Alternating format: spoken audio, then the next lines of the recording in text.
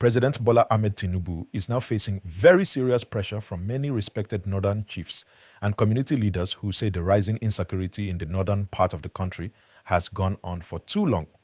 These leaders say their people cannot sleep well at night anymore. Farmers are afraid to go to their farms, and parents are afraid to allow their children walk long distances because of the activities of dangerous bandit groups who have been moving from village to village, causing fear and disrupting livelihoods. And please, as you are listening, do well to like this video and subscribe. It helps the channel grow and helps more people hear this kind of important update. Now, what is making this situation even more intense is that these northern chiefs are no longer sending gentle messages. They are now speaking loudly and clearly, calling on President Tinubu to take faster and stronger action. Many of them say that the time for dialogue is gone. What they want now is visible, practical, immediate action that will protect innocent people. And honestly, when you look at the situation on the ground, you will understand why the pressure has increased. These communities have faced too many attacks over the years, and people are tired of promises. They want real results. One of the biggest issues raised is the rising number of kidnappings along major routes. Many travelers say they do not feel safe again. Even local traders who used to travel from a village to sell food items now prefer to stay within their communities because they fear they might be attacked on the road. And once movement becomes restricted like this, markets begin to suffer. Prices of food items also start rising because farmers cannot bring goods freely to the market. My people watching this, please like this video and subscribe so we can continue bringing you updates that matter. Another reason the northern traditional rulers are speaking up is because they say bandits have become too bold. In some cases, these armed groups enter communities in broad daylight, collect valuables, threaten people, and leave without challenge. This kind of behavior shows that the security presence in some areas is not strong enough.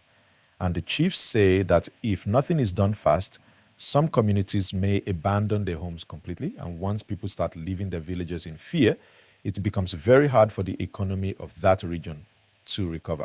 Now, the pressure on Tinubu is also connected to the promises he made earlier about improving security nationwide. When the president came into office, he appointed new security chiefs and told them clearly that the country expects results, not excuses. Many Nigerians praised him for that straightforward approach. But now, months later, people want to see more action on the ground, especially in the north where bandit attacks continue to make headlines.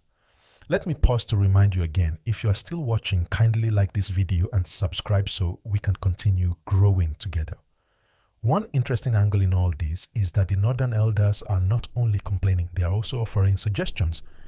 Some of them say the government should invest more in community-based security systems where locals can work hand in hand with the military to provide intelligence and early warnings.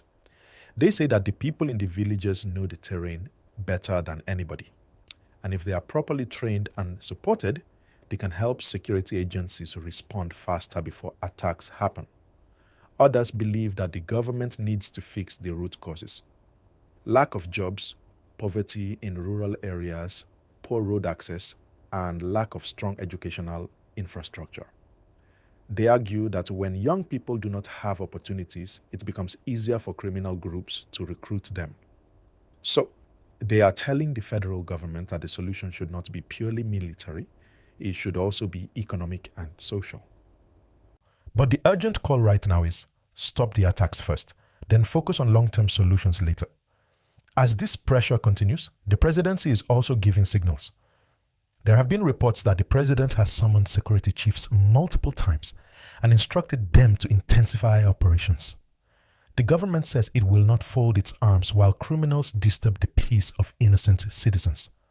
But people are now watching closely to see if these promises will translate into visible action on the ground. Let me also talk about how these bandit attacks affect education. In some communities, students cannot go to school because the routes are not safe. Teachers are also afraid. This makes parents worry about their children's future, and it affects national development. Because if children cannot learn, how will the country grow? This is why the northern leaders say this matter has gone beyond regional concern. It has become a national emergency. My people, please don't forget, like this video and subscribe so that more people can hear this important gist. Another major concern is farming. Nigeria depends heavily on the north for food supply, grains, livestock, vegetables, and many other important products. But when bandits attack farmlands, farmers run away, production reduces, and food becomes more expensive. This is one of the reasons food prices have been rising nationwide. So, when northern chiefs demand action, they are not only speaking for the safety of their people, they are also speaking for the economic stability of the whole country. The security forces, on their part, say they are doing their best. They say they have been carrying out operations, destroying hideouts, rescuing victims, and making arrests. But the public says the impact is still not enough. They want to see peaceful villages, free roads, and vibrant markets again. They want children to return to school without fear. They want farmers to return to their farmlands with hope, not fear. Let me make something clear. This situation is not simple. Banditry involves many factors: terrain challenges, intelligence gaps, lack of modern equipment, and the fact that some of these criminals are highly mobile. But Nigerians are tired. They want a peaceful country. They want a government that does not only talk, but acts. And that is why you see this large pressure coming from the north right now. While all this is happening, citizens themselves are also speaking. Some say the government should introduce advanced surveillance technology. Others say more military bases should be established near the hotspots. Some believe the issue can only be solved with a large-scale, coordinated operation involving the army, air force, police, and local intelligence networks. And some say the government needs to work closely with neighboring countries because these criminals sometimes move across borders. Now, let me tell you something important. In many communities, people are already forming local cooperation groups, completely lawful and peaceful groups, where they share information and watch out for suspicious movement. They are not taking the law into their hands, but they are becoming more alert. They know that safety starts with awareness. And this is something the government can build upon. And as we continue this gist, please, my viewers, remember to like this video and subscribe. Your support helps us bring more real-time updates like this. The Northern elders are also saying something very crucial.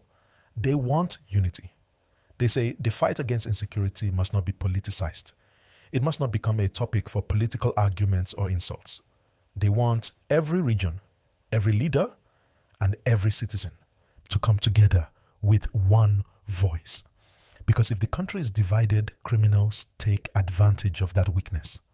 They are calling for proper communication from the government. They want regular updates, clear explanations, and transparency. They say that when people know the truth about what is happening, they will support the government more. But when information is not flowing, rumors begin, and rumors can increase fear.